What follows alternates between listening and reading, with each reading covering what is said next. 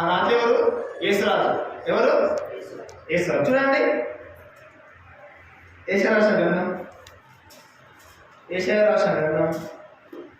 42:8. యెహోవా నేనే, చాలు, నేనే, ఇదే నా నామం. అంతేనాక మనసు చదువుతాం. యెహోవా నేనే, ఆయన నామం ఏంటంట చూడండి. మొట్టమొదటిగా మరి బలవర్తమానంలో మనం ఆయన నామం చూద్దాం. మరి ఆయనకు నామం ఉంది. ఆదివర్తమానంలో 7 నామాలు చూస్తాం. మరి బలవర్తనం కూడా 7 నామాలు చూద్దాం. ఆ నామంలో మొట్టమొదటి నామం చూడండి. కీర్తన రాసిన గ్రంథం 18వ అధ్యాయం, కీర్తనలు 18,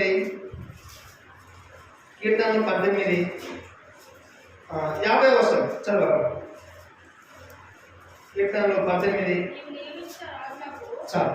నియమించిన రాజు ఎవరట? నియమించిన రాజు. ఎవరికొరకు నియమించారు మరి ఈ రాజును? ఎవరికొరకు నియమించారట? మన కొరకే. ఎవరి కొరకు? మన కొరకే నియమించింది రాజు. ఈ రాజు ఎవరంటే మొట్టమొదటిగా ఈ యొక్క 2వ వర్తమానంలో నియమించిన రాజు. ఎవరు? నియమించిన రాజు. ఎవరి కొరకు నియమించినట్టు ఈ రాజు మన కొరకే. ఎవరి కొరకు? మన కొరకే. మన కొరకే ఎందుకు నియమించిన మరి నేను? ఆయనకేం పని లేదా, బాగలేదా, ఆయన ఎంత ఫ్రీ ఉన్నా మరి మన కొరకు ఎందుకు నియమించాలంటే మన కొరకు నియమించవలసి ఉంది. ఎందుకు? మనకు నియమించబడవలసి ఉంది. మనకు నియమిస్తేనే తప్పితే మనకు నియమించడం లేదు. మన కొరకు ప్రభు నియమిస్తేనే మనం ఇక్కడ నివసించడానికి లేదు. మనకు సెక్యూరిటీ ఉన్నాడు ప్రభు. ఏమైనాడు మనకు? సెక్యూరిటీ. అందుకని ఇప్పుడు అందరం వెళ్ళిపోతాం. ఇక్కడ నుంచి ఆరు అయిపోగానే మన అయిపోయి వెళ్ళిపోతాం. ఇక్కడ ఎవరు ఉంటారు? ఇక్కడ ఉంటే ఎవరు? ఇక్కడ నియమించిన రాజు ఉంటాడు. ఇక్కడ ఎవరు ఉంటాడు? ఇక్కడ నియమించే రాజు. ఎవరికొరకు నియమించిన రాజును? మన కొరకు నియమించాడు. మన కొరకు నియమించాడు, సంఘం కొరకు నియమించాడు, దేశం కొరకు నియమించాడు, అందరి కొరకు నియమించాడు. ఆ రాజు ఎవరు అంటే నియమించిన రాజు. ఎవరు? నియమించిన రాజు. రెండవది చూడండి. రెండవది నియమించిన రాజు. మొదటి నియమించిన రాజు. రెండవది జకర్యా రాసిన గ్రంథము 9వ అధ్యాయం. చూడండి. 9వ వచనం చదవక 9:9. సియోను నివాసులారా బహుగా సంతోషించుడి, యెరూషలేము నివాసులారా ఉల్లాసంగా ఉండుడి. ఈ రాజు నీతిపరుడు. ఎవరక్క? నీ రాజు నీతిపరుడు. ఎవరు? ఈ రాజు నీతిపరుడై ఉండి నేను నీతిగా జీవించమని చెప్తా ఉన్నాడు. ఏం చెప్తా ఉన్నాడు? నీతిగా జీవించమని చెప్తా ఉన్నాడు. ఈ రాజు నీతిపరుడు అంట. ఈ రాజు నీతిపరుడై ఉండి నేను నీతిగా జీవించమని చెప్తాను. నీతిగా ఆ బలలో పాల్గొను పొందమని చెప్తా ఉన్నాడు. బైబిల్లో ఒక వ్యక్తి ఉన్నాడు. ఆయన ఎవరంటే నీతి గల వ్యక్తి అంట. తెలుసా మీకు ఎవరికైనా? నీతి గల వ్యక్తి. ఆయన పేరు అంటే నీతి అంట. అంత నీతిగా ఉన్నాడంట. ఎవరు? నోవాహు. రెండవది యోబు. మూడవది మీకు ఎవరు చెప్తారా? మూడవ వ్యక్తి ఎవరు? దావీదు మహారాజు. అంటే అంతలా నీతి వాళ్ళ జీవితంలో, అంతలా నీతి ఉంటేనే వాళ్ళని బైబిల్ లిఖించబడ్డారు. అంతలా నీతి ఉండాలి మనకు కూడా. అంతలా నీతి ఉంటేనే మనము ఆ నీతి గల రాజును తినడానికి అర్హులపడ్డాం. ఏంటి? తిండికి మాత్రం మనం అర్హులం. ఎందుకు బ్రదర్ నేను బాప్తిసం తీసుకోలేను అన్నారు? నాకు సంబంధం లేదు వాక్యం అనుకుంటారు. నాకు బాప్తిసం లేదు, నాకు రక్షణ లేదు, నాకెందుకు లేదు, ఈ నీతి కలదు తినలేదు అని కొంతమందికి ఉంటుంది. కానీ మరి అది అవసరం మనకు. ఇప్పుడు మనకు గాలి ఎంతో అవసరం. మనకు ఏమవసరం?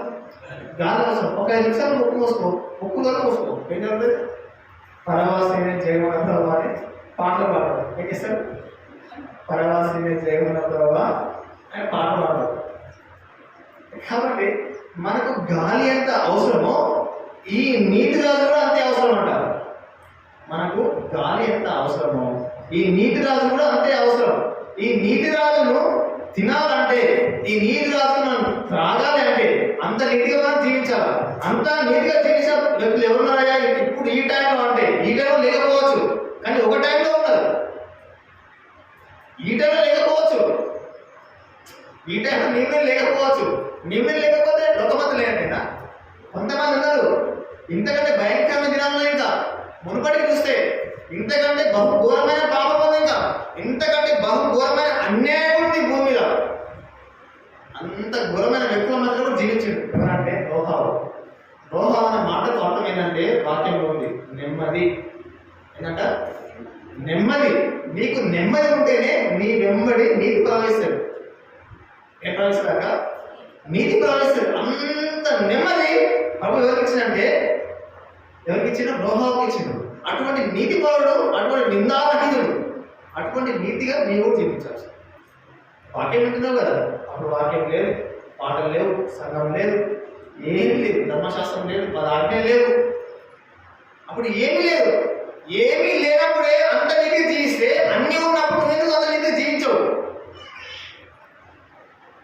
అర్థమైంది నా ప్రశ్న మీకు? అర్థమైందా? కూడా నీతి అంటే ఏంటి? ఎగ్జామ్ రాస్తావు, ఎగ్జామ్ రాస్తే నీకు ఏం రాదు, ఏం చేసినప్పుడు కాపీ కొట్టు. అది నీత్యా అనిత్యా? తప్పది. నువ్వేం చేయాలా? నీకు జ్ఞానం లేదు, నీకేం లేదు, జ్ఞానం లేదు. జ్ఞానం నువ్వేం చేయాలి? ప్రభుని అడగాల. ప్రభు నాకు జ్ఞానం ఏమని అడగాలి.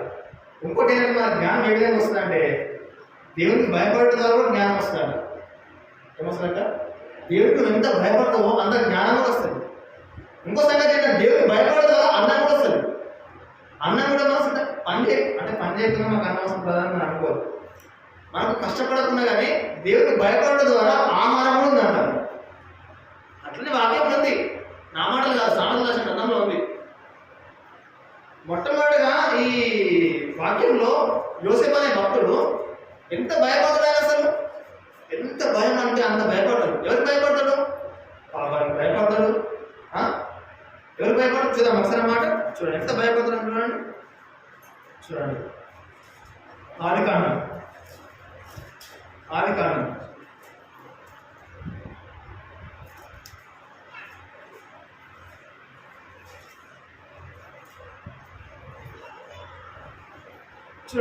ఆదికాండం 39:9 చదవాక.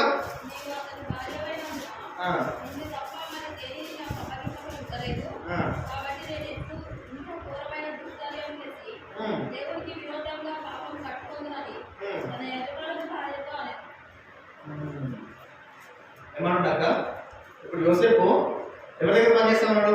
పోతిఫర్ దగ్గర పనిచేస్తా ఉన్నాడు. ఎవరి దగ్గర? పోతిఫర్ దగ్గర పనిచేస్తా ఉన్నాడు. పనిచేస్తున్నప్పుడు అతని భార్య అంటది, ఏంటంటే బాబు ఆయన చాలా సుందరమైన వ్యక్తి. ఎవరు? యోసేపు. ముట్టుకుంటే మాసు కూడా అంటది, అంత అమ్మగాడు. ఇక్కడే ఉంది మాట. చూడండి ఆ మాట ఎక్కడ ఉందో. 6వ వచనం చదవక.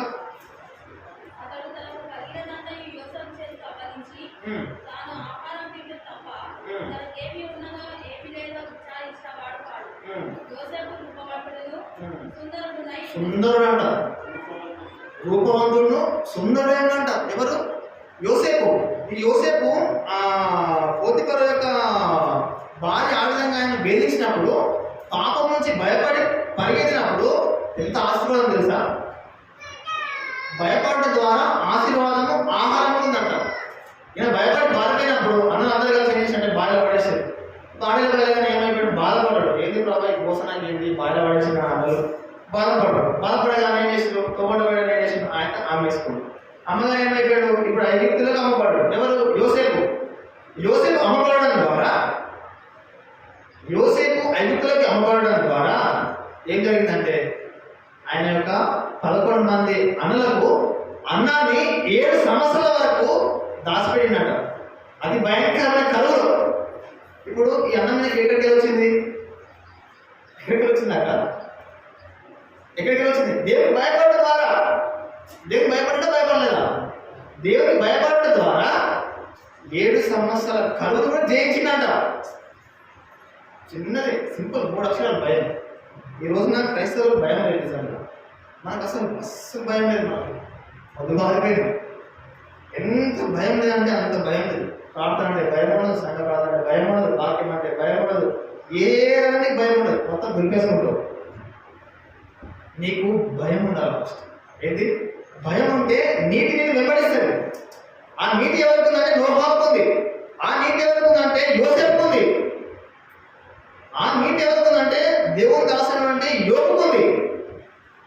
నీతి నేను వెంబడించాలి.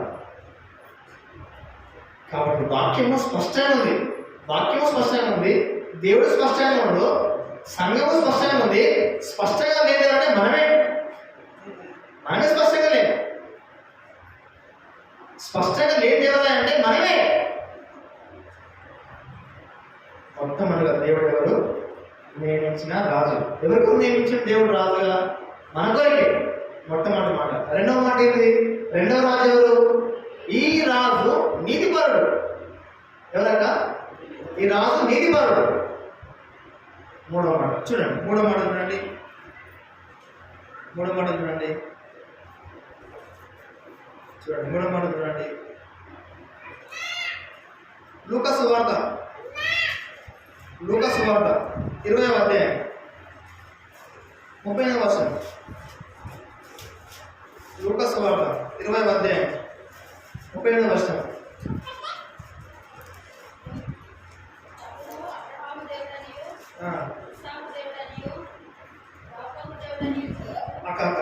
లూకా సువార్త 19వ అధ్యాయము 38వ వచనం. లూకా సువార్త 19. ప్రభు పేట వచ్చే రాజు. ఎవరైనా ప్రభు పేట వచ్చే రాజు. కాబట్టి ఈ ప్రభు పేట వచ్చే రాజు ఎల్లప్పుడూ స్తుతించబడే విధంగా ఉంటాడు. ఏ విధంగా ఉన్నాక స్తుతించబడే విధంగా ఉండు. ఎవరు? ప్రభు పేట వచ్చే రాజు. ఈ ప్రభు పేట వచ్చే రాజు ఎవరంటే ప్రభువే. ఎవరంట? ప్రభువే. ప్రభు పేట వచ్చే రాజు ఎవరు? ప్రభువే. కాబట్టి ప్రభు ఎందుకు వస్తుంది? మరి నీకు పర్లేదా? నేను పర్లేదా ప్రభువుకి? ఎందుకు వస్తుంది మరి ప్రభువుకి?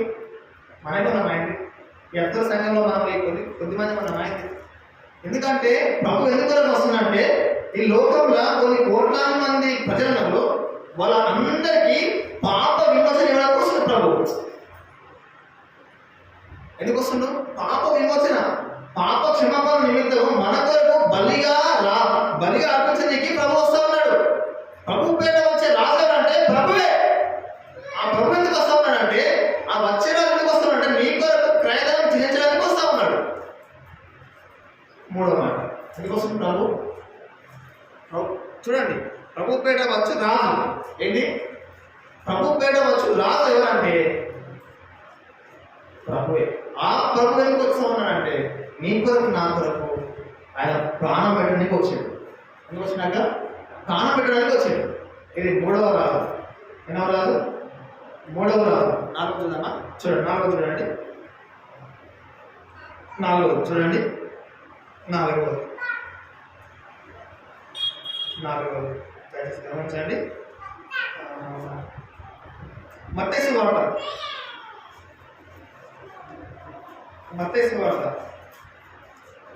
2వ అధ్యాయం.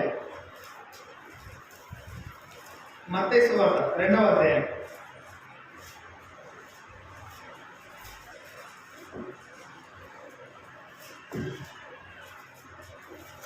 2వ వచనం.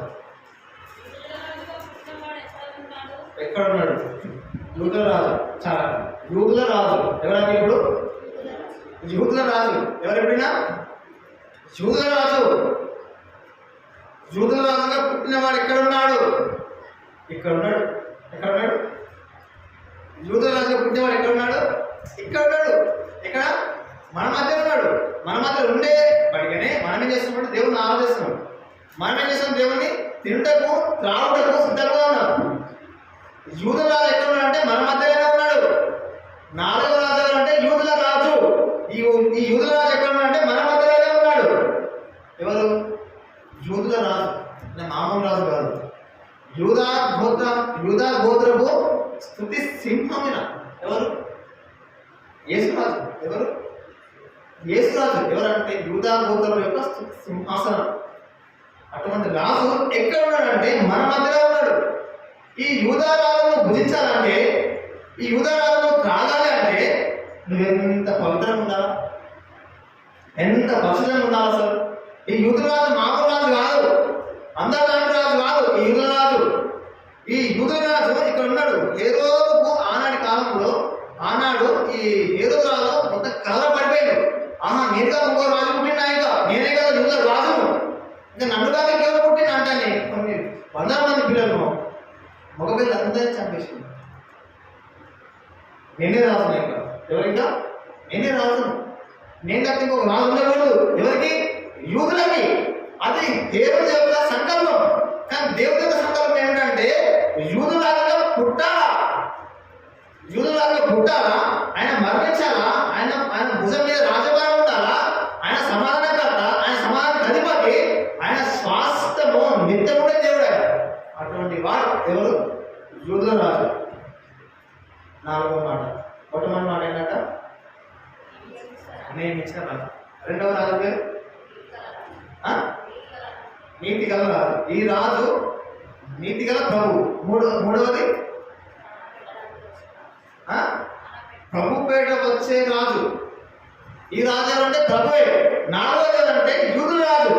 ఈ రాజు ఎవరంటే ప్రభువే. ఈ రాజు కూడా ప్రభువే. కానీ ఇన్ని రకాలుగా మధ్యలోకి వస్తామన్నాడు ప్రభు. ఇన్ని రకాలుగా మన మధ్యలోకి వచ్చి ప్రభు మనం ఆహ్వానిస్తాడు. నువ్వు ఏదైనా ఒక రకంగా ప్రభు దగ్గర వెళ్తామో అని. 4వ మాట ఏంటి? యూదుల రాజు. ఎవరు? యూదుల రాజు. చూడండి 5వ మాట చూడండి. 5వ మాట మత్తయి సువార్త 21వ అధ్యాయము. మత్తయి సువార్త 21వ అధ్యాయము 5వ వచనం చదవక.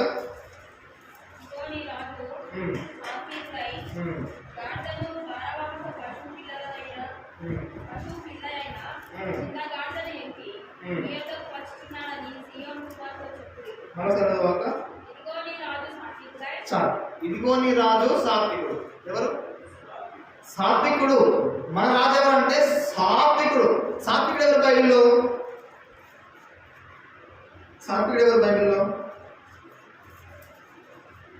ఎవరు? మనుషులందరిలో మిక్కిలి సాత్వికుడు మోసే. ఎవరక్క? మోసే. గుర్తుపెట్టుకోండి. మిక్కిలి సాత్వికుడు ఎవరు బైబిల్లో? మోసే. ఆయన మించిన సాత్వికుడు ఎవరంటే మన దేవుడే. ఎవరు? ఆయన మించిన సాత్వికుడు ఎవరంటే మన దేవుడే. ఇంకా మోసే ఎంత సాత్వికుడు అంటే దేవుని ఇల్లంతట్లో నమ్మకస్తుడు మోసే. దేవుని ఇల్లంతట్లో సాత్వికుడు.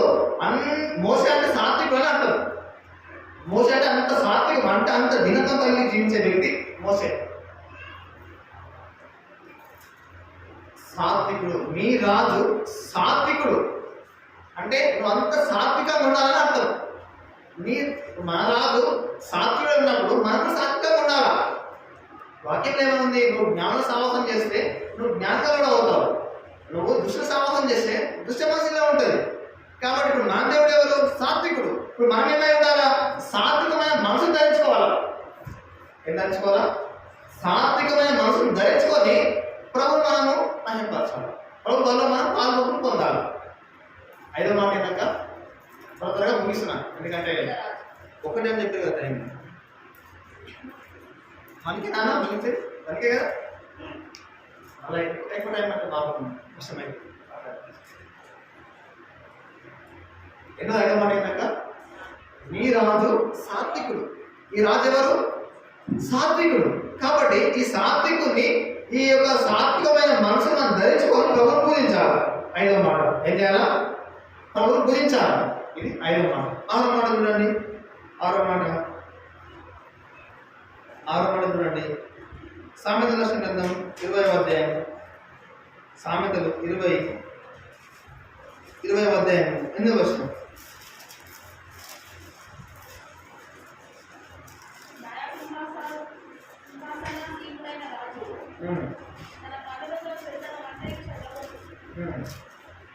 ఎవరక్క ఈ రాజు? న్యాయ సింహాసనాసీనుడైన రాజు. ఎవరు? న్యాయ సింహాసనాసీనుడైన రాజు. 6వ అక్క 6వ న్యాయ సింహాసనాసీనుడైన రాజు. అందరికి ఒకే న్యాయం. ఎవరికి? అందరికి ఒకే న్యాయం. మనుషులందరికీ న్యాయం ఒకే లేదు. నా వాళ్ళంటే నేను వాళ్ళకి న్యాయం చేస్తాను, పక్కవరికి న్యాయం చేస్తాను. అది మనుషుల యొక్క స్వభావం. కానీ ఈయన ఆల్ ఆర్ ఈక్వల్. ఏంటంటే అందరికీ న్యాయం చేసే ప్రభావం ఈ రాజు. ఈ రాజు న్యాయ సింహాసనాసీనుడైన రాజు. అందరికి ఒకే న్యాయం. తల్లికో న్యాయం, బిడ్డకో న్యాయం, కొడుకో న్యాయం, సంఘానికో న్యాయం, సేవకుడికో న్యాయం. అది కాదు, అందరికీ న్యాయమే, అందరూ దేవునికి సమానులే. ఉన్నవారు కానీ, లేనివారు కానీ, ధనికులు కానీ, బీదవారు కానీ, గొప్పవారు కానీ, మంచివారు కానీ, చెడ్డవారు కానీ, అందరూ ఆ వారు ఎక్కువ. అందరినీ ప్రభు ఏక దృష్టిలో మాత్రమే చూస్తారు. మనమే రెండు దృష్టితో చూస్తాం. మనం రెండు రకాలు చూస్తాం, కానీ ప్రభు ఏం చేస్తారంటే ఒక రకంగా చూస్తాడు. ప్రభుత్వ లక్షణం అది. మనకు లక్షణం ఏంటంటే మనం రెండు రకాలు చూస్తాం. మనుషులైనా సరే, ఎవరినైనా సరే రకరకాలు చూస్తాం ఇంకా. కానీ ప్రభు ఏంటంటే న్యాయం. ప్రభు దగ్గర అన్యాయం లేదు. దేవుని వాక్యంలో ఉంది ఏమంటే ప్రభువు అన్యాయం చేయట అసంభవం అంట. ప్రభు అన్యాయం చేయవాడు కాదు. ప్రభు ఏనాడు కూడా అన్యాయం చేయవాడు కాదు. అంత న్యాయవంతుడు ఎవరు? ఈ ప్రభు. ఎంత న్యాయం అంటే నా జీవితం చాలా న్యాయం చేసిన దేవుడు. నేను ఎవరిగా ఉన్నాను, నా స్టడీ అయిపోయింది. 2020 సంవత్సరంలో ఒక కంపెనీలో జాయిన్ అయినాను. జాయిన్ అయిన తర్వాత కాంట్రాక్ట్ బేస్ మీద జాబ్ చేస్తూ ఉన్నాను. జీతం నెలకు 7,000 రూపాయలు, చాలా తక్కువ జీతం. నాకంటే అందరూ మరి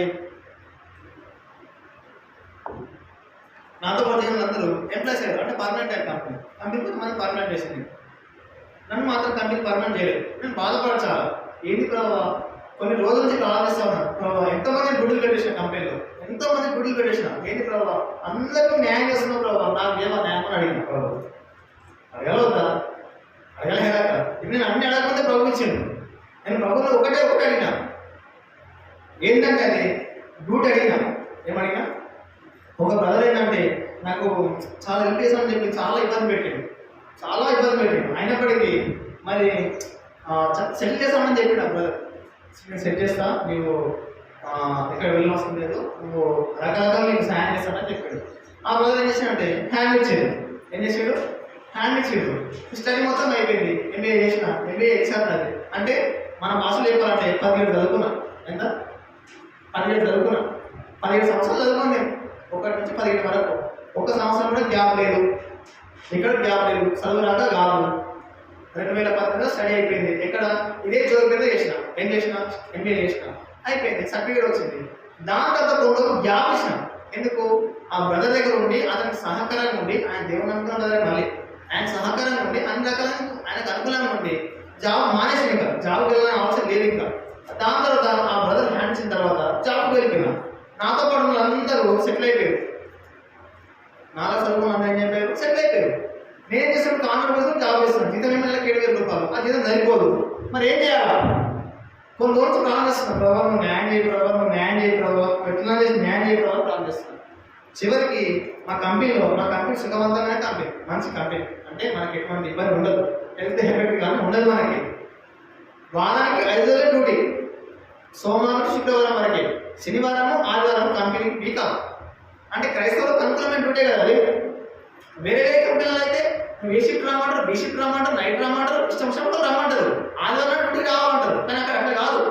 ఆదివారం కంపెనీకి సెలవు ఉంది. నేనేమంటే ప్రభావ నాయన ఇది నీ మందిరానికి, సంఘానికి అన్నింటికి అనుకూలమైన డ్యూటీ ప్రభావ, చిత్తమంది కన్నా డ్యూటీ ప్రభావం ప్రారంభించాను. నేను ప్రారంభం చేస్తూనే ఉన్నాను. 5 సార్లు ఏమన్నంటే నేను ఎంప్లాయ్ చేస్తామని చెప్పి చేస్తామంటే 3 సంవత్సరాలు తిప్పి ఏం చేశారు? 3 సంవత్సరాలు తిప్పి కాళ్ళు అరిపోయింది. 3 సంవత్సరాల నుంచి కంపెనీలో ప్రాణం చేస్తూనే ఉన్నాను. వాష్రూమ్ పక్కన ఒక రూమ్ ఉంటుంది. అది ప్రాణం చేస్తూ ఉంటే ఆ రూమే బాధపడేది. ఎవరు నాయన ఇంటర్ ప్రాణిస్తున్నారు బాగుంటుంది. నాకు అర్థమవుతుంది ఆ బాత్రూమ్ బాధపడుతుంది. అందులో ప్రాణం చేస్తాను. ఏం చేయాలి ప్రభావ కోసం ఇంత చదువుకున్నా. నాకంటే చదువుకున్న అందరూ పర్మనెంట్ అయ్యారు. అందరికి మంచి జీతం వస్తుంది. నేనేం చేశాను ప్రభావ? ఎవరికి చెప్పలేని మాట్లాడి ప్రభు నాకే జరుగుతుంది. న్యాయం గురించి ఇక్కడ ఉంది కదా మరి ప్రభు మాట ఏమన్నది ఇక్కడ?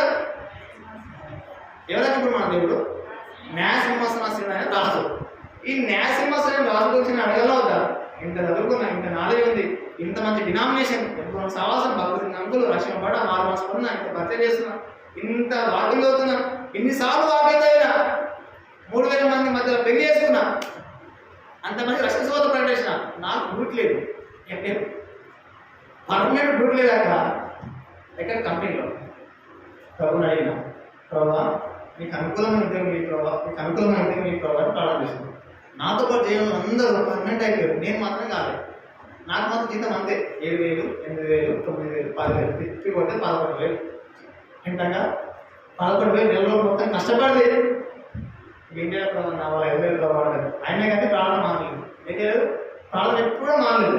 ప్రాణం చేస్తూనే ఉన్నా. ఎన్ని బాత్రూమ్లు కంపెనీలో?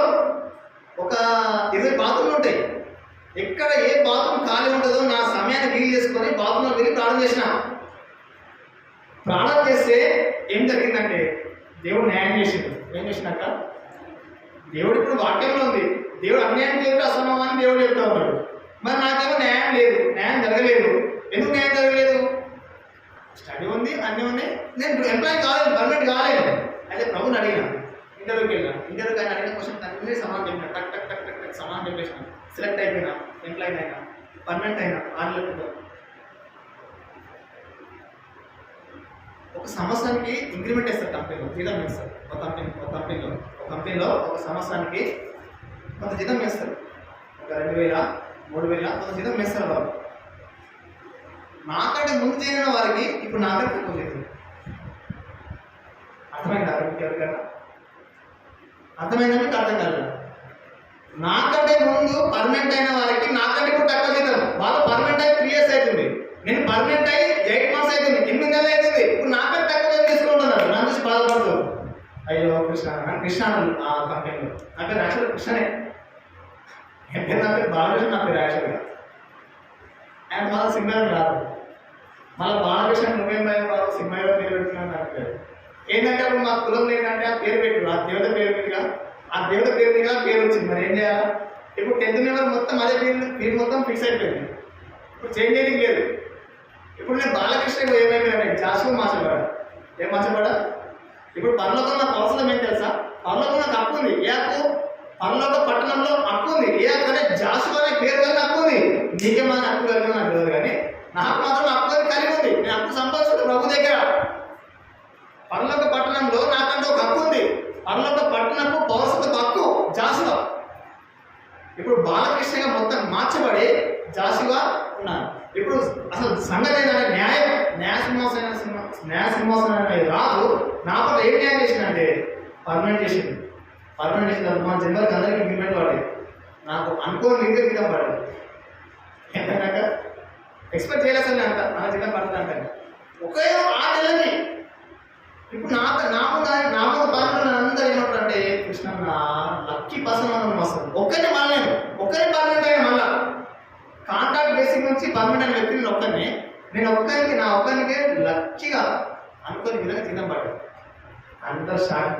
నాయన మేము 4 ఏళ్ళు చేస్తున్నాం, మాకు నీకు తక్కువ జీతము, నువ్వు వచ్చి 6 నెలలు కాదు మాకంటే ఎక్కువ జీతం. ఇప్పుడు న్యాయమా కాదు? ఇప్పుడు దేవుడు ఎవరు న్యాయం చేసినాక తన బిడ్డని వారు న్యాయం చేసుకొని చేయడం మరుగుడు.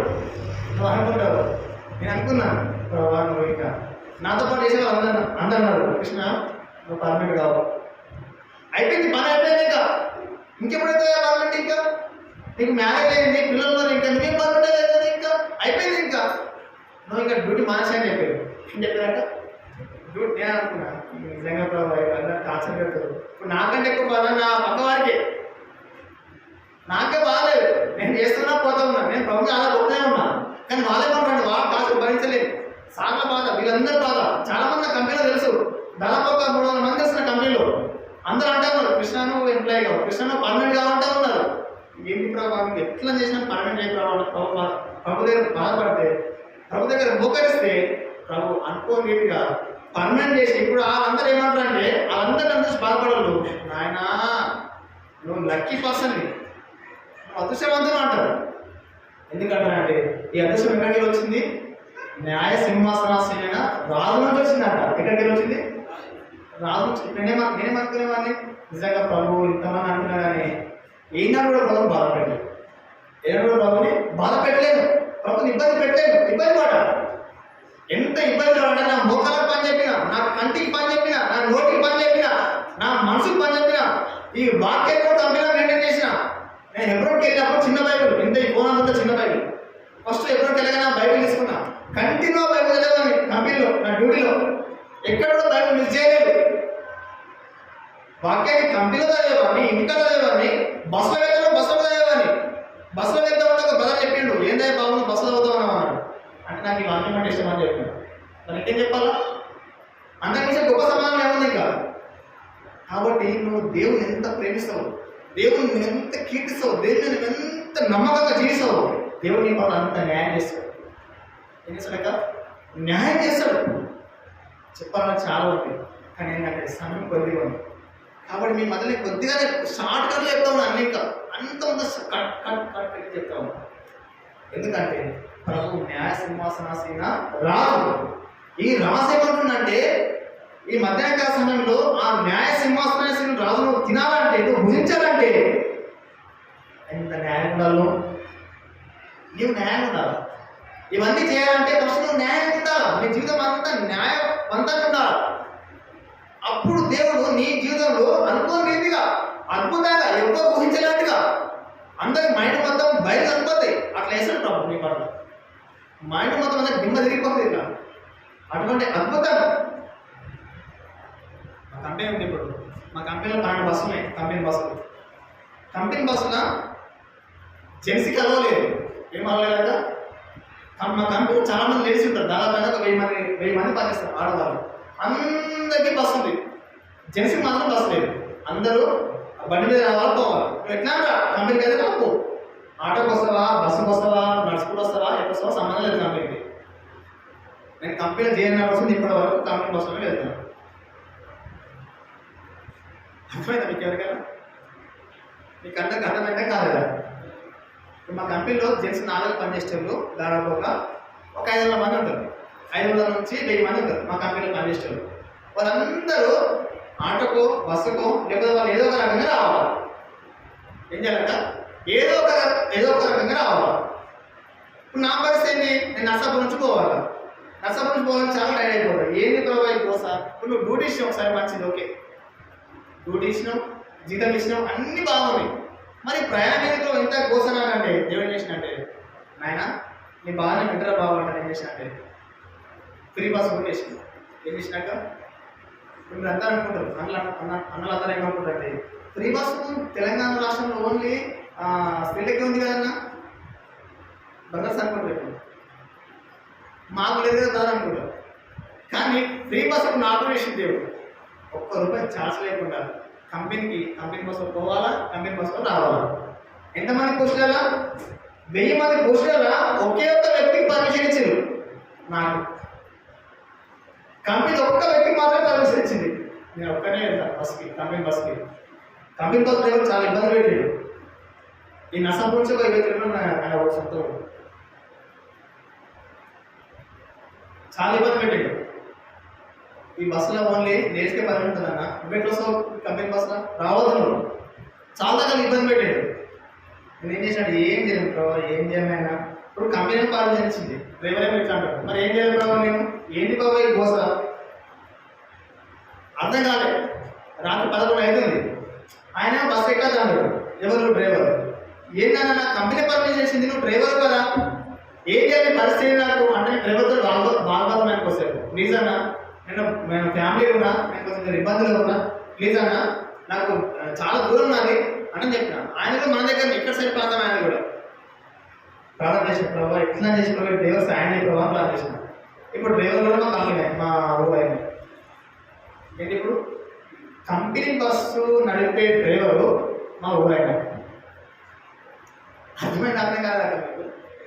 కాలే. కంపెనీ బస్సు నడిపే డ్రైవరు మా ఊరైనా. ఇప్పుడు 10 నిమిషాలు ఆపమని ఆపాలి. ఏం చేయాలి? ఇప్పుడు ప్రారంభం చేస్తే కంపెనీ బస్సు డ్రైవర్తో సహా కంపెనీ హెచ్ఆర్ని, కంపెనీ బస్సు డ్రైవర్ని, కంపెనీ ఎవరి పర్మిషన్ని ఎవరికి ఇచ్చిండు? నాకు ఒక్కరికి ఇచ్చిండు. ఏం చేసిన ఇప్పుడు నేనేం చేసిన? నేనేం చేయలేను. న్యాయంగా ఉంది అంతే. నేనేం చేసిన? న్యాయంగా ఉంది అంతే. న్యాయంగా ఉండి దేవుడు ప్రాణం చేసిన, అందులో తప్పేముంది? ఇప్పుడు నువ్వు బస్సు డ్రైవర్ బస్సు ఎక్కినాడు, ఆయన కొడితేనో తిడునో తప్పు, అది అన్యాయం.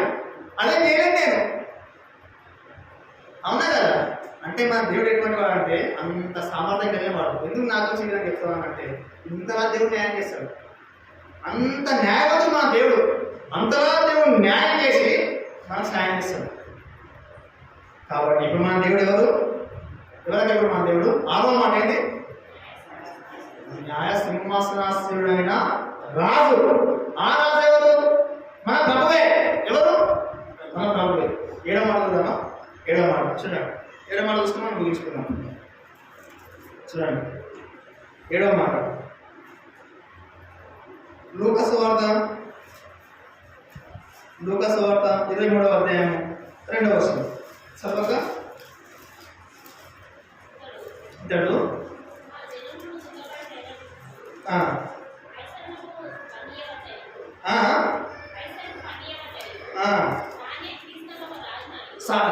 తానే క్రీస్తు అనే ఒక రాజు. ఎవరంట? తానే ఎవరంట? క్రీస్తు అనే ఒక రాజు. ఈ రాజు ఎవరు? యేసు రాజు. ఈ రాజు ఎవరు? మన ప్రభువు. ఈ రాజు ఎవరు? ఇప్పటి వరకు 13 మాటలు మనం విన్నాం. ఎన్ని మాటలు? 13 మాటలు మనం విన్నాం. ఈ 13 మాటలు కలిగిన రాజు ఎవరు అంటే క్రీస్తు అనే ఒక రాజు. చూడండి, ఈ రాజు ఎంత గొప్పవాడు. ఈ రాజు ఎంత మంచివాడు అంటే అంత మంచివాడు. ఈ ప్రపంచంలో ఎవ్వరు లేని మంచితనం ఈ రాజుకు ఉంది. ఈ రాజు ఎవరు అంటే క్రీస్తు రాజు. ఎవరు? క్రీస్తు రాజు. ఈ రాజు ఎవరిని త్యాగం చేసిండు. ఈ రాజు ఎవరు పని కష్టం పడాడు. ఈ రాజు ఎవరు పని మరణం పొందాడు. ఈ రాజు ఎవరు చేయని త్యాగము ఈ రాజు చేసిండు. ఈ రాజు ఎవరు చేయని గొప్ప కార్యములు ఈ రాజు చేసిండు. ఈ రాజు ఎవరు చేయని అద్భుతములు ఈ రాజు చేసిండు. ఆ రాజు ఎవరంటే క్రీస్తు రాజు. ఎవరంట? క్రీస్తు అనే రాజు అంట. ఈ రాజు వాక్యంలో ఉంది, ఏ రోజు పిలాతు బద్ధ శత్రువులు అంట. ఈ రాజును వాళ్ళు చూడడం ద్వారా మిత్రులు అయిపోయారంట. ఏమైపోయారట? మిత్రులు అయిపోయారు. రాజులు బద్ధ శత్రువులు ఈ రాజును చూడగానే వాళ్ళు ఏమైపోయారంటే మిత్రులు అయిపోయారంట. అంత గొప్ప రాజు ఈ రాజు. ఇప్పుడు ఈ రాజును మనం తినాలి అంటే, ఈ రాజును మనం తాగాలి అంటే ఇప్పుడు మనం ఏం చేయాలా? నమ్మకత్వమే. ఏంది? నమ్మకత్వమే. నమ్మకంగా మనం ప్రభు కొరకు ఈ లోకంలో యాత్రను కొనసాగించాలి. ఎంత నమ్మకం అంటే అంత నమ్మకం ఉండాలి. ఒరిస్సా ప్రాంతంలో ఈ చెప్పి నేను ముగిస్తాను. ఒరిస్సా ప్రాంతంలో, ఒరిస్సా రాష్ట్రం మన తెలంగాణ రాష్ట్రం లెక్క అది ఒక రాష్ట్రం. అక్కడ దేవుడు నమ్ముకున్న ప్రాంతంలో కొద్దిమంది ఉంటారు. అక్కడ దేవుడిని నమ్మకూడదు. అసలు నమ్మకుండా వాళ్ళు అతి భయంకరంగా హింసిస్తారు. మనం ఇప్పుడు ఏంటంటే ఒక నిమిషం ఫ్యాన్ లేకపోతే అసలు మనం ఉండలేము. వస్తా అట్లా అంటాం. మనం వచ్చే అంటాం. ఏంటి చెమట. అక్కడ ఉండదు. నగలు లేకుంటుంటాను. అక్కడ ఒక కుట్టం వేసుకొని కింద మొత్తం అంత అసలు ఈ విధంగా ఉండదు. అంత ఒక రకం ఉండదు నగరం. అది వాళ్ళు ఆరాధన చేస్తూ ఉంటారు దేవుడిని. మనకు ఎటువంటి బాధ లేదు. నిజం చెప్పాలి, మనకి ఎటువంటి బాధ లేదు కాబట్టి ఇవన్నీ రోగాలు ఉన్నాయి. ఇప్పుడు మనకి ఏ బాధ లేదు. యాక్చువల్గా మనకి ఏ బాధ అంటే కుటుంబ బాధ, సంసార బాధ, ఈ బాధ ఉంటుంది. కానీ ప్రభువుకు మించిన బాధ లేదు. ప్రభువుకున్న బాధ మనకుంటే ఏ రోగం కూడా ఉండదంట. యాక్చువల్గా ప్రభు గురించి మనం బాధపడితే మనకు రోగమే రాదు అసలు. ఆ రాష్ట్రంలో, ఒరిస్సా రాష్ట్రంలో 40 మంది క్రైస్తవ బిడ్డలు మందులు ప్రారంభిస్తారంట. ప్రారంభిస్తామంటే అతి భయంకరమైన వ్యక్తులు ఏం చేసినట్ట ఆ 40 మందిని కట్టేసారు. ఎక్కడ కట్టేసారు? కట్టేసారు. 40 మందిని కట్టేసారు. జాగ్రత్త చేసేది. ఒక్కొక్కరు నరికేస్తామన్నారు. ఏం చేస్తారు? ఒక్కొక్కరిని నరికేస్తామన్నారు. 40 తలకాయలు కింద పడే. ఎన్ని తలకాయలు? 40 తలకాయలు. ఒకవేళ ఆ 40 తలకాయలు తలకాయ ఉండే పరిస్థితి ఉంటావా అక్కడ? కనీసం ప్రభువుని నాయన నువ్వు దేవుడు అని చెప్తావా? అదో నేను చంపేస్తామన్నా, నేను నరికేస్తామన్నా, నేను చిత్ర బాధ పెడతామని చెప్పిన ఏసే మా దేవుడు. ఏంటంట? ఏసే మా దేవుడు, ఏసే మా లోక రక్షకుడు. ప్రభుని అంతలా ఆలోచిస్తున్నారంట. అయినా కానీ వాళ్ళు వినకుండా 40 మంది నరికేసారు. ఎట్లా నరికేసారు? తలకాయలు నరికేసారు. కింద తలకాయలు పడతానే ఉన్నాయంట.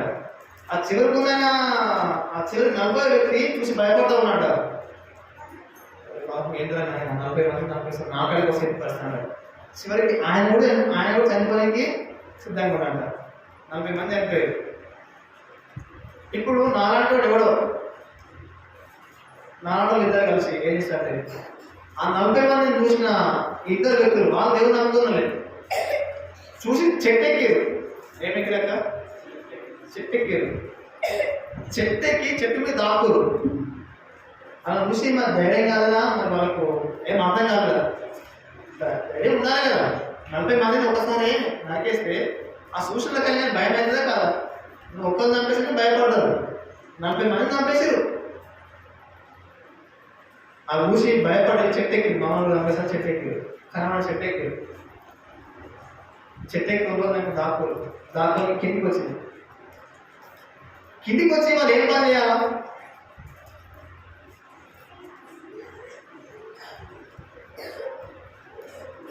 చెట్టు మీద కిందికి వచ్చిరాక కిందికి వచ్చిన వాళ్ళు ఏం పని చేసుకోవాలి? ఇద్దరు యవనస్తులు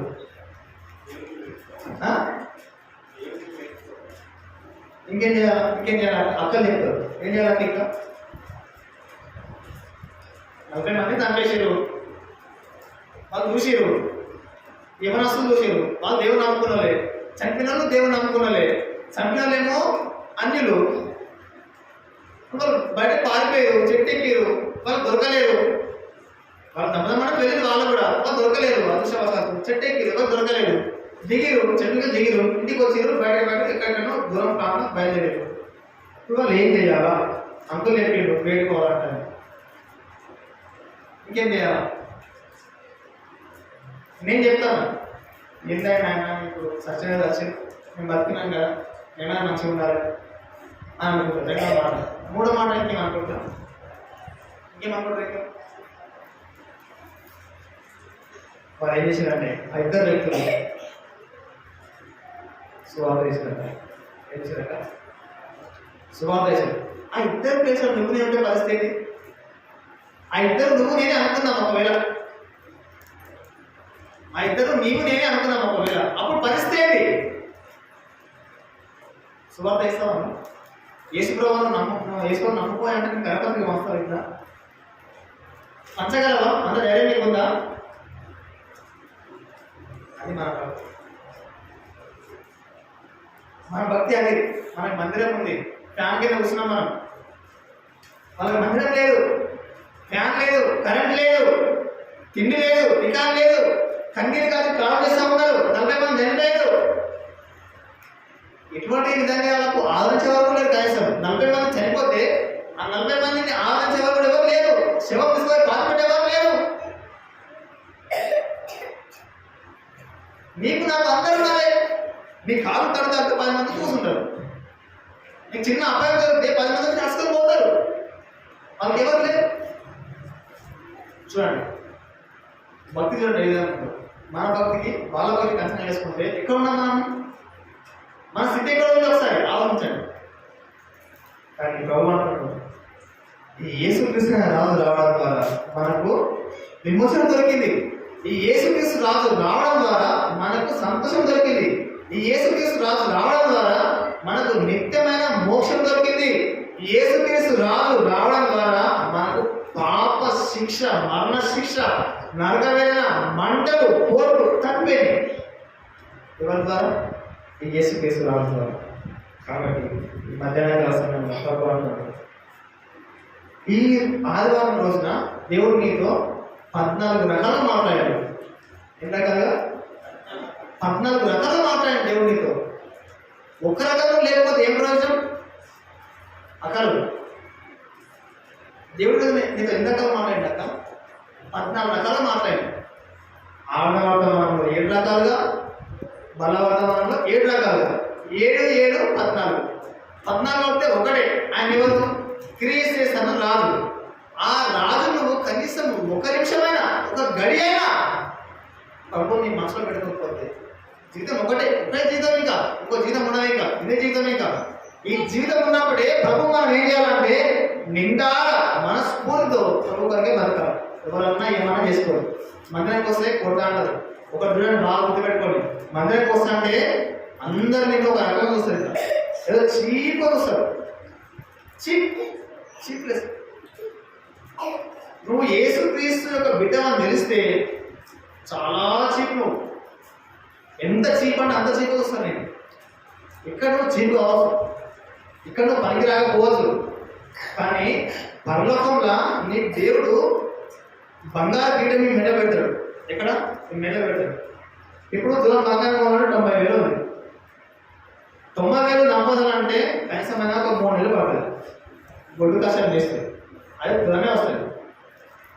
నీవు బంగారం మీద నడుస్తావు. ఎక్కడ పరలోకంగా బంగారం మీద నడుస్తావు. బంగారం నీకు అలంకరింపబడుతుంది. అప్పుడు ఈ కింద అందరూ ఆలోచిస్తారు, అప్పుడు అంత చీపు చూస్తున్నది బ్రదర్ని, అంత గొప్ప వ్యక్తి ఇప్పుడు అంత అలంకరింపబడ్డా కింద వాళ్ళందరూ షాక్ అయిపోతారు. ఎందుకు ఈ మాటలు చెప్తానంటే ప్రభు కొరకు జీవించే వారికి శ్రమలు. వాక్యం ఉంది, ప్రభు కొరకు జీవిస్తే కన్న తల్లిదండ్రులు విడుదలవుతారు. ప్రభు కొరకు జీవిస్తే సొంత వారే మనవారే భార్య విడుదలవుతుంది. ప్రభు కొరకు జీవిస్తే, నమ్మకంగా జీవిస్తే, ప్రభు కొరకు జీవిస్తే ఈ లోకమంతా విరోధమే. సాధనలు వేస్తాడు, అందరినీ విరోధం చేస్తాడు. నేను ఒక్కరిని చేస్తాడు, నేను ఒంటరిగా చేసి ఏం చేస్తాడంటే ఆత్మహత్య చేసుకోవాలని చెప్తాడు. చూస్తాం గురిపెట్టుకో, ఇంకేముంది దగ్గర అయిపోయింది. ఒకరిని మనం ఇంకేం చేస్తాం, అయిపోయింది నీ పని, గురిపెట్టుకో. అవి రాలేదు, అది చూసుకో, మనం రాదు, గురిపెట్టుకో. అది సాధన కొత్త కొత్త తలంపులు ఇస్తుంది. ఎందుకంటే నీవు నాశనం కావాలా, నీవు నష్టపోవాలా, నువ్వు నరకానికి వెళ్ళాలా అని సాధారణ కోరిక. సాధారణ ఆశయం ఏంటి? నేను ఏదో ఒక రకంగా చెడగొట్టాలి అంతే. యోసేపు అదే చేసిన సాతాను, ఏదో ఒక రకంగా పాడు చేయాల్సిన సాతాను. కానీ యోసేపు ఏం చేసినట్టే పారిపోయాడు. భయపడి పారిపోయి పారిపోయి ఆ విధంగా అన్నలకు అంత ఆహారం సమృద్ధి పరిచిండు. కాబట్టి దేవుడు ఏం చేసినంటే నువ్వు ఒంటరిగా ఉన్నా కానీ నీలో 1000 మంది కోట్ల మంది కంటే అత్యుత్తమైన వాడు ఎవరు? ఈ క్రీస్తు అనే రాజు. ఆ రాజును పట్టుకోవాలి. భర్తను కాదు, భార్యని కాదు, తల్లిని కాదు, తండ్రిని కాదు, కొడుకుని అసలుకే కాదు. కొడుకులు అసలుకే కాదు. నాకు తెలిసి కొడుకులు ఏం చేస్తారంటే లాస్ట్ కోసం హ్యాండ్ ఇస్తారు, చాలా హ్యాండ్ ఇస్తారు.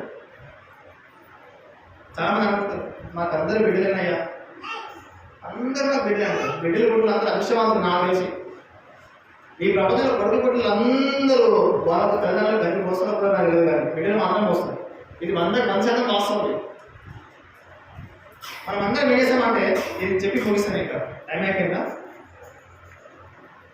బోర్ వస్తుంది అందరికి? ఎవరికైనా ఏం లేదు కదా, నిద్ర కూడా రావట్లేదు కదా, మళ్ళీ ఎప్పుడో సమయం కానీ ఇంకా అందరూ ఏం చేస్తారంటే అందరూ కొడుకు ప్లాన్ చేస్తారు. భగవాన్ మంచి కొడుకు నీకు రావాలి, మంచి కొడుకు నీకు రావాలి ప్లాన్ చేస్తారు. ఏం చేస్తారు? కొడుకు కావాలి ప్లాన్ చేస్తారు. నాకు తెలిసిన ఒక వ్యక్తి ఉన్నాడు, ఆయన బిడ్డ కావాలి ప్లాన్ చేశాడు. ఇద్దరు బిడ్డలు రావాలి. అప్పటికి ఎంతమంది బిడ్డలు? 2 బిడ్డలు రాలి. కొడుకు ప్లాన్ చేసినట్ట. ఎంత గొప్ప ప్రార్థన చూడండి. మీరు చేసిన ప్రార్థన మనం చేస్తాం. ఆ ప్రార్థన ఇస్తే నాకు కొడుకు కొడుకు ఒక వేరే అనుకో దేవుని అడుగుతారు కదా, దరిద్రులు వాళ్ళు అయితే నాకు తెలిసి ఎవరు వాళ్ళు దరిద్రులు దేవుని అడుగుతారు. ఇంకా నాకు కొడుకు నిమ్మడి లేడు ప్రభు, ముందుగానే బిడ్డలు ఇచ్చిన తర్వాత మళ్ళీ బిడ్డలు ఇచ్చిన, ఇప్పుడు 3వ నెల కొడుకు అయ్యా. ఆ కొడుకు సేవిస్తాడు తెలుసా? ఆ కొడుకు గన్ని పోయాడు, కొడుకు గన్ని పోయాడు. గుర్తు పెట్టుకో బాగా. నేను కూడా కొడుకుని, నాకు తల్లిదండ్రులు ఉన్నారు. అర్థమైందా? ఎందుకు ఈ మాట చెప్తున్నానంటే ఆడపిల్లలు ఏది కొరకని సిద్ధపడతారు, వాళ్ళు చావనికి సిద్ధపడతారు. మీకు ఈ సంగతి చెప్పినా చెప్పలేదు.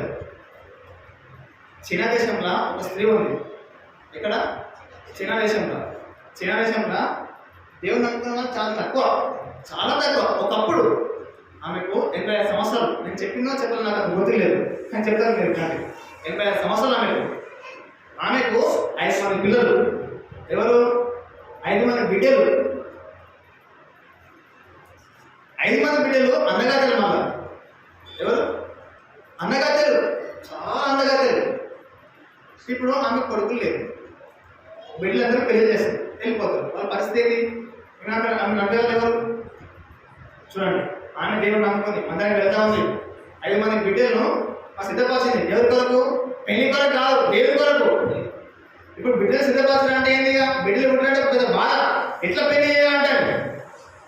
ఇప్పుడు బిడ్డలే కన్నా 5 మంది బిడ్డలున్నా 5 మంది అన్నగారు దేవుడు నమ్ముకున్నాడు. ఆ సేవకుడు చెప్పినట్ట ఎవరైనా ఆ ప్రాంతానికి వెళ్ళి సువార్త చేస్తామని చెప్పారు. వెళ్తారామా అడిగినాడు సేవకుడు.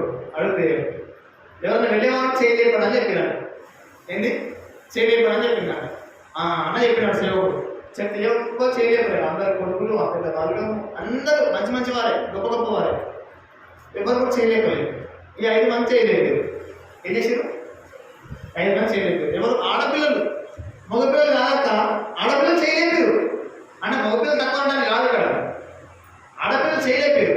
5 మంది ఆడపిల్లలు సువార్త వెళ్ళారు. సువార్త వెళ్ళాలి ఆపేశారు అక్కడ. అదొక పెద్ద బాధ. ఇష్టం ఏంటంటే సువార్త వెళ్ళారు మన ఇంటికి రాలేక పోవడమే. అంటే బాడీ కూడా దొరకదు, మళ్ళీ ఇంకా శివం కూడా దొరకదు. అటువంటి విధంగా నరికేశారు వాళ్ళు. ఆ గ్రామానికి వెళ్తే అందరికంటే పెద్ద బిడ్డ పోయింది, సువార్త చేసింది. అటే పోయింది. ఎటుపోయింది? అంటే శివం లేదు ఇంకా, శివం లేదు ఇంకా. మళ్ళీ బిడ్డ వచ్చింది కదా, ఏదో ఏడుతామని లేదు ఇంకా. శివం పోయిందంటే ఇంకా కనడం లేదు ఇంకా. 2వ బిడ్డ పోయింది, సంకేసేది. 3వ బిడ్డ పోయింది, చీమ కొట్టి పారేసేది. 4వ బిడ్డ పోయింది, పత్తలేచడం లేదు. ఎక్కడ పోయింది? సువార్త అయిపోయింది. 5వ బిడ్డ పోయింది, అందరికంటే ఇంకా 5వ బిడ్డే ఆ 4 కంటే నాలుగంటే పోయింది. యేసుప్రభు నమ్ముకున్నా, యేసుప్రభు నిజమైన దేవుడు చెప్తా ఉంది, కొట్టి పారేసి శవం అయిపోయింది. ఇప్పుడు ఎవరు మీరు లేరు? ఎవరు మీరు అక్క? తల్లికి ఎన్ని సంవత్సరాలు? 85 సంవత్సరాలు తల్లి. ఎన్ని సంవత్సరాలు తల్లికి? 85 సంవత్సరాలు. సేవకు దగ్గర పోయింది. అవునా? నా 5 మంది బిడ్డలు చనిపోయారు. సేవకి సువార్త అయిపోయారు, చనిపోయారు. నేను ఒక్కదాన్ని ఉన్నా. నా పరిస్థితి ఏంటి అమ్మా అని. ఏం చేస్తావు అక్క, నీ వయసు అయిపోయింది కదా, ఇంకా ఇంకా వృద్ధాపం కదా, పింఛన్ తీసుకో, మంచిగా ఉన్నాక ప్రాణం చేయని చెప్పాడు. ఎవరు? సేవకుడు. లేదు తమ్ముడా, నాకు ప్రాణం చేయు, నేను ఆ గ్రామానికి తెలిసి వార్త చేస్తాను. ఏంటి? ఆ గ్రామానికి తెలిసి వార్త చేస్తాను, యేసుప్రభువుని ప్రకటిస్తాను. నా 5 మంది బిడ్డల కంటే నేను గొప్పదనేం కాదు. ఆ తల్లి వెళ్ళింది. ఎన్ని సంవత్సరాలు? 85 సంవత్సరాలు సువార్త చేసింది.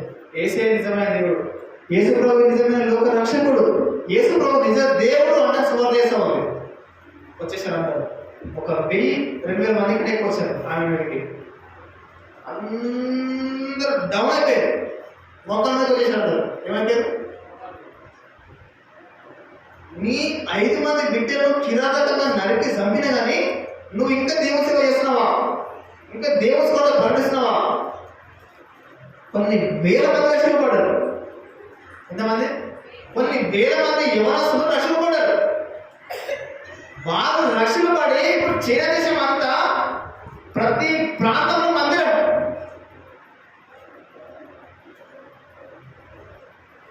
మన దేశం కంటే 2 రెట్లు పెద్ద చైనా దేశం. మనకంటే చాలా డెవలప్ అయిన దేశం చైనా దేశం. సువార్త లేదు, వాక్యం లేదు. 5 మంది పిల్లలు కనడం ద్వారా ఆ 5 మంది చనిపోతే 5 మంది ద్వారా కొన్ని వేల మంది రక్షింపబడి దేవుడు నమ్ముకొని ఇప్పుడు దేవుడు సిద్ధిస్తా ఉన్నారు.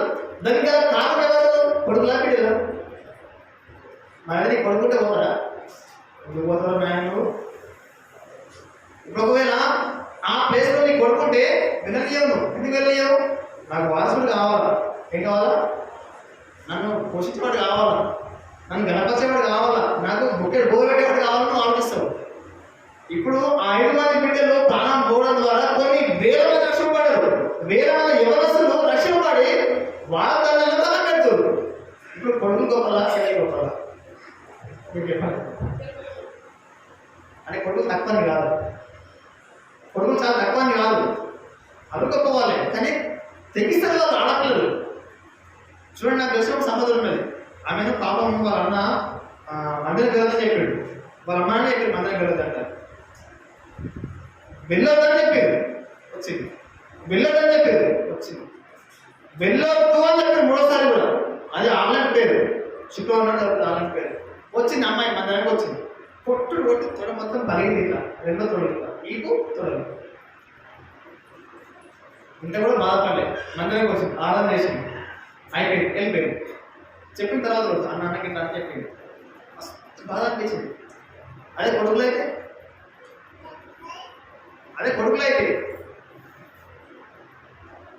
అదే మనమైతే ఒకవేళ ఆ తల్లి ప్లేస్లో ఆ చెల్లెల ప్లేస్లో నీవేమి ఉండే పరిస్థితి ఇదిలే, ఇంకా భద్రంగా చూసుకుందాంలే. ఇన్ని దెబ్బలు పడి ఇంత కష్టపడే అవసరమా? కానీ ఆ సిస్టర్ మాత్రం ఇప్పటికి కూడా మందిరానికి పెంచి ఇంకా కూడా ఒప్పుకు ప్రార్థన చేస్తాం. త్వరలో మొత్తం కమిలిపోయినాయి. ఆడపిల్ల మగపిల్ల కాదట చెప్పడానికి, ఆడపిల్ల గురించి చెప్తా ఉన్నాను. అందుకని ఆడపిల్లలు చాలా గొప్పగా మనం పెంచాలి. ఇప్పుడు ఆడపిల్లలు ఏంటంటే చాలా ఇంకా వేరే అయిపోతుంది. ఇంకా ఇప్పుడు ఆడపిల్లలు అంత స్టైలింగ్గా దేవుడు నమ్ముకున్న పిల్లలు ఏంటంటే మగపిల్ల కానీ ఆడపిల్ల కానీ నివాసాలు చాలా బాగా అనిపిస్తుంది. వాళ్ళు చూస్తుంటే పైన మీది పెట్టుకోవడం కొద్దిగా కింద దానికి దారాన్ని అవుతారు కాళ్ళకి, ఎందుకో అర్థం కాదు. అది ధైర్యం కట్టుకుంటారు పోయిపోయి, ఆ కర్రలు కట్టుకుంటే నెట్లే కూర్చుంటారు బాగా. ఇప్పుడు ఆడపిల్ల ఏంటంటే కొంచెం మళ్ళీ పైకి ఉంటుంది పాయింట్. అది అర్థం కాదు, కొత్త స్టైల్ అయిందా అది కాలు కనబడుతుంది. ఆ కాలు కింద నల్ల దారం ఉంటుంది. మగపిల్లలు కూడా ఇంకా ఎంత దరిద్రం అంటే అంత దరిద్రం. కాబట్టి మన పిల్లల్ని ప్రభు కొరకు పెంచాలి, మన పిల్లల్ని ప్రభు కొరకు స్థిరపరచాలి, మన పిల్లల్ని చిన్న ఉన్నప్పటి నుంచే వాళ్ళు వంచాలి. నా కొడుకుని అదే చేస్తాను, నా కొడుక్కి వంశం ఇప్పటి నుంచే. అందుకని నేను నెత్తి మీద చేపెట్టి ఆన్ చేస్తాను, నాకు నెత్తి మీద చేపెట్టి ఆన్ చేస్తాను. నా కొడుకు ఎన్ని సంవత్సరాలు? 2 సంవత్సరాలే. ఆయనకంటే చిన్న ఉన్నాడు, ఇంకా ఆయనకంటే చిన్న ఉన్నాడు, ఇంకా ఆమెకంటే 2 సంవత్సరాలే. మన జనవరికి 2వ బర్త్డే అయిపోయింది, నెత్తి మీద చేపెట్టి ఆన్ చేస్తాడు. ప్రాణం చేయి తాను చేయాలి. అట్లా పెంచి నీ కొడుకు నీ పిల్లల్ని, నీ బిడ్డలు కానీ నీ కొడుకులు కానీ నీకు ఎవరైనా సరే అట్లా పెంచితే వాళ్ళు వంగాల కింద ఉన్నప్పుడే, వాళ్ళు వంగకపోతే, వాళ్ళు మంచకపోతే నిన్ను మంచం ఖచ్చితంగా. ఇది వాస్తవం ఇది. కాబట్టి మనం వంగాలి, మన పిల్లల్ని వంచాలి, ప్రభువులో వంచాలి. ప్రభువులో వంచి వాళ్ళు స్థిరపరిస్తే దేవుడు మనం దీవిస్తాడు, ఆశ్రయిస్తాడు. కాబట్టి కొన్ని మాటలు మీకు నేను చెప్పాను, 7 మాటలు. కాబట్టి ఎంతో ఒక్కొక్క పాయింట్కు ఒక 10 మినిట్స్ మన మెసేజ్ ఉంది. కాబట్టి 7 పాయింట్లు 70 నిమిషాలు. నీకు అంత ఓపిక లేదు. కాబట్టి అంత సమయం ఇప్పుడు లేదు, అంత వినేంత వాక్యం ఇప్పుడు లేదు, అంత ఓపిక లేదు జనాలకి. ఎందుకంటే కొన్ని నిమిషాలు విన్న వాక్యం అయినా కానీ ఈ 14 మాటలు మీరు 14 వారాలు ధ్యానించవచ్చు. 14 మాటలు 14 సార్లు చదవచ్చు. మీకు ఈ రాసు మీకు అంత తోడుగా ఉంటాడు. కాబట్టి కొన్ని మాటలు, ఎందుకంటే దేవుడు మనం జ్ఞాపకం చేసుకొని అందులో మనం పాల్గొంటే దేవుడు నిన్ను దీవిస్తాడు, నీ కుటుంబాన్ని దీవిస్తాడు, నిన్ను ఆశీర్వదిస్తాడు. నేను నిత్య సింహాసనాసిన రాజుగా చేసి ఆ విధంగా కాకుండా క్రీస్తు రాజుగా ఆయన స్వరూపం మార్చుకొని ఆయన తిరుటకు, ఆయన త్రాగుటకు, ఆయన భుజిటకు కూడా ఎంతో ఆనందం ఇస్తాడు. కాబట్టి దేవుడు ఈ కొద్ది మాటలు దీవించింది కాక. కాబట్టి ప్రాణం చేసుకుంటాం. దయచేసి ప్రాణం చేసుకుంటాం.